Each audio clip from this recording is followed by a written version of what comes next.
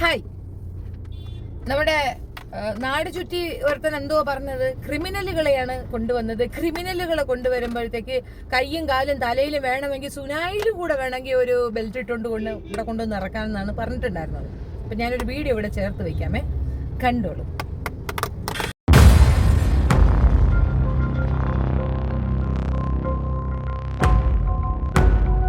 Chartered വിമാനത്തിൽ back പാക്കുകളും hand ബാഗുകളുമായി കാഠ്മണ്ഡുവിലെ Tribhuvan അന്താരാഷ്ട്ര വിമാനത്താവളത്തിൽ ഇറങ്ങിയ 8 നേപ്പാളികൾ. അനധികൃത കുടിയേറ്റക്കാർക്കെതിരായ ട്രംപിന്റെ കടുത്ത നടപടികളുടെ ഭാഗമായി യുഎസിൽ നിന്ന് നാടുകടത്തപ്പെട്ടവരാണ് കാഠ്മണ്ഡുവിലേക്ക് തിരിച്ചെത്തിയിരിക്കുന്നത്. സൗത്ത് ഹാംഷെയറിൽ നിന്ന് അൽബേനിയ വഴി ഗ്രിഫോൺ എയറിന്റെ ഗൾഫ് സ്ട്രീം വിമാനത്തിലാണ് 8 പേർ സ്വന്തം നാട്ടിലെത്തിയത്. ജനുവരി 20 മുതൽ വിവിധ ഘട്ടങ്ങളിലായി 36 അനധികൃത കുടിയേറ്റക്കാർ യുഎസിൽ നിന്ന് നേപ്പാളിലേക്ക് തിരിച്ചെത്തിയിരുന്നു. ഇവരിൽ ചിലർ അനധികൃതമായി യുഎസിൽ പ്രവേശിച്ചവരാണ്, മറ്റുള്ളവർ ഇമിഗ്രേഷൻ നിയമങ്ങൾ തെറ്റിച്ചവരാണ്. കാഠ്മണ്ഡുവിൽ വിമാനമിറങ്ങിയ ആളുകളെ നേപ്പാൾ പോലീസ് ചോദ്യം ചെയ്തു. അവർ എങ്ങനെ യുഎസിലെത്തിയെന്നതിലാണ് ചോദ്യം ചെയ്യൽ കേന്ദ്രീകരിക്കുന്നതെന്ന് SP നരേന്ദ്ര കുൻവാറിനെ ഉദ്ധരിച്ച് ANI റിപ്പോർട്ട് ചെയ്യുന്നുണ്ട്. പ്രാഥമിക ചോദ്യം ചെയ്യലിൽ അവരിൽ ചിലർ ബ്രസീൽ വഴി കരമാർഗം യുഎസിലേക്ക് യാത്ര ചെയ്തവരാണെന്നാണ് വെളിപ്പെടുന്നതെന്നും നേപ്പാൾ പോലീസ് വ്യക്തമാക്കുന്നു. യുഎസിലുള്ള ഏകദേശം 3500-ലേറെ നേപ്പാളികൾക്ക് നാടുകടത്തൽ ഉത്തരവ് ലഭിച്ചിട്ടുണ്ടെന്നാണ് കണക്ക്. ഇതിൽ 2000-ഓളം പേർ താൽക്കാലിക സംരക്ഷിത സ്റ്റാറ്റസ് അഥവാ TPS ഉള്ളവരാണ്. യുദ്ധമോ പ്രകൃതി ദുരന്തങ്ങളോ പോലുള്ള അപകടകരമായ സാഹചര്യങ്ങൾ നേരിടുന്ന രാജ്യങ്ങളിൽ നിന്നുള്ള പൗരന്മാർക്ക് TPS അനുവദിച്ചിരുന്നു. നാടുകടത്തപ്പെടുമെന്ന ഭയമില്ലാതെ യുഎസിൽ ജീവിക്കാനും ജോലി ചെയ്യാനും ഇത് ഈ വ്യക്തികളെ അനുവദിക്കുന്നുണ്ട്.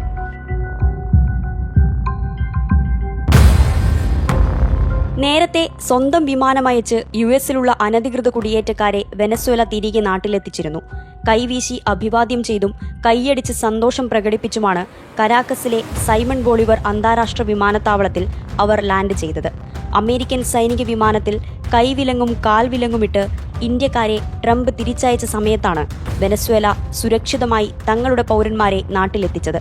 വെനസ്വേലൻ പ്രസിഡന്റ് നിക്കോളാസ് മദുറോയെ വാഷിംഗ്ടൺ അംഗീകരിച്ചിട്ട് പോലുമില്ല. എന്നാൽ ഇന്ത്യൻ പ്രധാനമന്ത്രി നരേന്ദ്രമോദിയെ സ്വന്തമെന്ന് പറഞ്ഞ് ചേർത്ത് പിടിക്കുകയും ചെയ്യുന്നുണ്ട്. ഈ സാഹചര്യത്തിലാണ് വെനസ്വേലയ്ക്ക് കിട്ടിയ ആനുകൂല്യം ചർച്ചയായത്.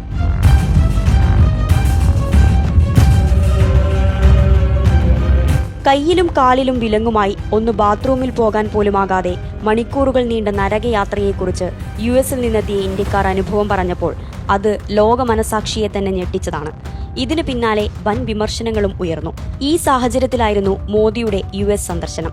ട്രംപുമായുള്ള കൂടിക്കാഴ്ചയ്ക്ക് ശേഷം അനധികൃത കുടിയേറ്റം അവസാനിപ്പിക്കേണ്ടതിന്റെ ആവശ്യകതയെക്കുറിച്ച് ഊന്നിപ്പറഞ്ഞ മോദി, ഇന്ത്യൻ പൗരന്മാർ യുഎസിൽ അനധികൃതമായി താമസിക്കുന്നുണ്ടെങ്കിൽ അവരെ തിരിച്ചെടുക്കാൻ ഇന്ത്യ തയ്യാറാണെന്നും വ്യക്തമാക്കിയിരുന്നു. ട്രംപ് ഇന്ത്യയുമായി പൂർണ്ണമായും സഹകരിക്കുമെന്ന് ഉറപ്പുണ്ടെന്നും മോദി കൂട്ടിച്ചേർത്തിരുന്നു. എന്നാൽ ഇതിനുശേഷവും യുഎസിൽ നിന്ന് വിമാനങ്ങൾ ഇന്ത്യയിലെത്തി. പക്ഷേ അതിൽ നിന്ന് പുറത്തിറങ്ങിയവർ സന്തോഷത്തോടെ കൈവീശുകയോ അഭിവാദ്യം ചെയ്യുകയോ ചെയ്തില്ല.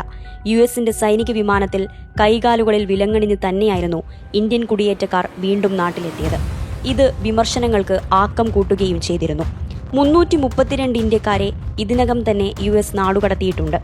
US citizenship and immigration services അഥവാ USCIS പ്രകാരം 18,000-ലധികം ഇന്ത്യക്കാർ അമേരിക്കയിൽ അനധികൃതമായി തുടരുന്നുണ്ടെന്നാണ് റിപ്പോർട്ട്.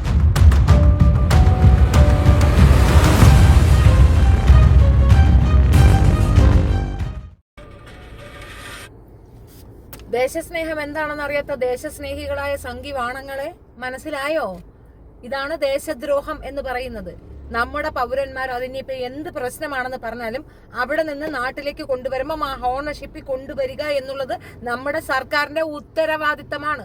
ആ ഉത്തരവാദിത്തത്തിൽ നിന്ന് മാറിയ വൃത്തികെട്ട സർക്കാരാണെന്ന് തെളിയിക്കാൻ ഇതിൽ പരമൊരു റിപ്പോർട്ട് വേണ്ടല്ലോ. അവനവന്റെ പെട്ടിയോ പൊടുകയോ പോട്ടെ, വിശാലമായിട്ട് ഇരുന്ന് വരാൻ പറ്റാത്ത സാഹചര്യത്തിൽ സൈനിക വിമാനത്തിൽ കള്ളപ്പുള്ളികളെ പോലെ കൊണ്ടുവന്ന് ചവിട്ടി ഇറക്കിയിട്ട് പോയപ്പോ ട്രംപിന് ഇന്ത്യയോടുള്ള ഭാവം എന്താണെന്ന് മനസ്സിലാക്കാൻ കോമൺ സെൻസ് മതിയടാ വാണസംഘികളെ. നിനക്കൊക്കെ മനസ്സിലായോ?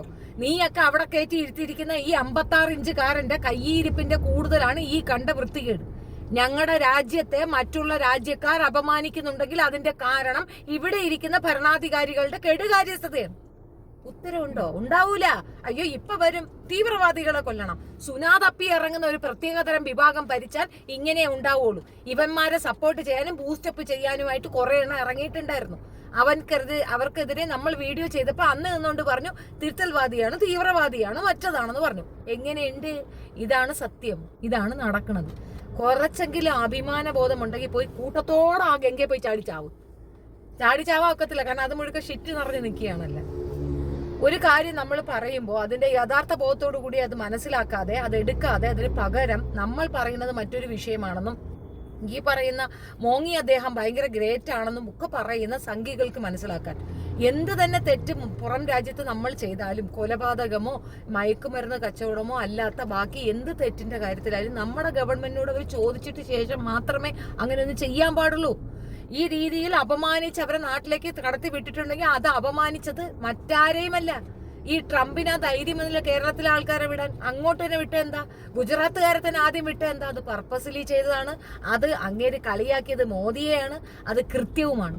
ഇത്രയും വലിയ സ്വാധീനമുണ്ടെന്നൊക്കെ പറഞ്ഞ് ഭയങ്കര ഗ്രേറ്റ് ആയിട്ട് എവിടെ ചെന്നാലും അങ്ങ് കയറ്റി വിടും എന്നൊക്കെ പറയുന്ന മോങ്ങിക്ക് കിട്ടിയ ഹോണർഷിപ്പാണ് നിങ്ങൾ ഈ കണ്ടത്. ഇങ്ങനെയാണ് ഒരു മനുഷ്യനെ അങ്ങേര് ഹോണർ ചെയ്യുന്നത്. മനസ്സിലായില്ലേ?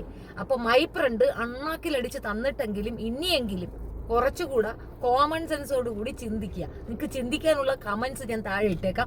അത് വായിച്ചിട്ടെങ്കിലും ചിന്ത വരുമെന്ന് നോക്കട്ടെ. അറിയത്തില്ല. നമ്മുടെ രാജ്യത്തെ പൗരന്മാരെ ഇതേപോലെ മോശപ്പെട്ട രീതിയിൽ വളരെ അപമാനകരമായി പട്ടിക്ക് ചങ്ങല ഇടുന്നാണൊക്കെ ഇട്ട് അവിടുന്ന് ഇവിടെ കൊടുത്തു വിട്ടപ്പോൾ അയാൾ കൊടുത്ത മെസ്സേജ് വളരെ വൾഗറായിരുന്നു. മറ്റേതെങ്കിലും രാജ്യത്തിനോട് ഇതേ വൃത്തികേട് കാണിക്കാനുള്ള ധൈര്യം അമേരിക്കയ്ക്കില്ല. അതിന്റെ ഉത്തരവാദിത്തം പൂർണ്ണമായി ഇപ്പോൾ ഭരിക്കുന്ന പാർട്ടിക്ക് തന്നെയാണ്. അത് പറയുമ്പോൾ സംഘികളെ ഇഷ്ടമില്ലാത്തതുകൊണ്ട് പറയണമെന്ന് പറയരുത്. സംഘികൾ കാരണം പൊതുസമൂഹത്തിന്റെ മുമ്പിൽ, ഇവിടെ എന്നല്ല ലോക രാജ്യങ്ങളുടെ മുമ്പിൽ ഇന്ത്യ താണം കെടുകയാണ് ചെയ്യുന്നത്. അല്ലാതെ അതൊരു മതത്തിനെതിരെയുള്ള ആക്രോശമോ ബഹളോ അല്ല. ഞങ്ങൾ നാണം കെട്ടിട്ടാണ് ഉള്ളത്. ഇതിനെ കോമ്പൻസേറ്റ് ചെയ്യാൻ എന്തെങ്കിലും തിരിച്ചെങ്കിലും പറയാൻ മൊഴിയുമോ? അവിടെ ചെന്നപ്പോ എല്ലാ ആൾക്കാരെയും ആനയിച്ചകത്തേക്ക് കൊണ്ടുപോകുന്ന സീനറിയാ കാണുന്നേ. ഇത് പെണ്ണുമ്പിളെ പറഞ്ഞു വിടുകയാണ്. അവനെ പെണ്ണുമ്പിള വിളിച്ചോണ്ട് വന്നാൽ മതി. അങ്ങനെയാണ് മോദിയെ അത്രത്തോളം ഇൻസൾട്ട് ചെയ്തു. രാജ്യത്തെ പ്രധാനമന്ത്രിയായി ഏൽക്കുമ്പോ അയാൾ ആരേൽപ്പിച്ചോ അയാൾ മാത്രമല്ല അയാൾക്ക് റെസ്പോൺസിബിലിറ്റി. അയാളെ മറ്റൊരാൾ അപമാനിക്കുമ്പോൾ നമ്മുടെയും കൂടെ അപമാനമാണ്. അങ്ങേരെ അപമാനിക്കാൻ വേണ്ടിയിട്ട് ഇന്ത്യയിലുള്ള പൗരന്മാരെ അപമാനിച്ചുകൊണ്ട് ഇതുപോലെ ഒരു വൃത്തികേട് കാണിച്ച ഈ മോദിക്കെതിരെ ഈ ട്രംപിനെതിരെ ചെറുവിരൽ അനക്കാൻ മോദിക്ക് സാധിക്കുമോ? പറ്റൂല. 56 ഇഞ്ച് അയാൾക്ക് വേറെ എവിടെയാണ്, ബാക്കിലുള്ള വാലിന്റെ നീളമായിരിക്കും. അല്ലാതെ ഇത് ഒരു കാരണവശാലും ഒരു വ്യക്തിത്വമുള്ള ഒരാൾ അംഗീകരിക്കുന്നതല്ല. രാജ്യത്തെ പ്രഥമ പൗരനോ അല്ലെങ്കിൽ പ്രധാനമന്ത്രിക്കോ ഒരക്ഷരം ഉരിയാട്ടമില്ല. പകരം ക്രിമിനലുകളെയല്ലേ ഇങ്ങോട്ട് പറഞ്ഞു വിട്ടത്.